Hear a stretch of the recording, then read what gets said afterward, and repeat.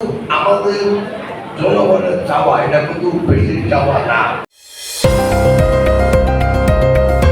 যেই সরকার হবে প্রতিনিধিত্বশীল সরকার, যেই সরকার জনগণের নিকট জবাবদিহিতার সম্মুখীন হতে হবে। জবাবদিহিতা ছাড়া কোনো কালে, কোনো দেশে, কোনো সময়, কোনো সরকার কোনোদিন জনগণের কল্যাণ করতে পারে নাই। অতএব আমরা চাই দেশে অবাধ সুষ্ঠু গ্রহণযোগ্যের মাধ্যমে যত সত্তর একটা নির্বাচন, সেই নির্বাচনের ব্যাপারে আপনারা একটা রোড ম্যাপ দিন।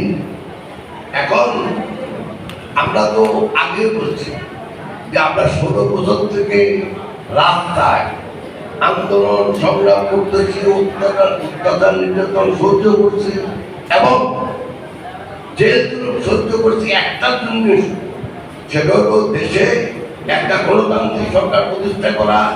যে সরকার প্রতিষ্ঠা হবে জনগণের ভোটে, যেই ভোট হবে, যেই নির্বাচন হবে অবাধ, সুষ্ঠু, গ্রহণযোগ্য এবং প্রতিদ্বন্দ্বিতামূলক।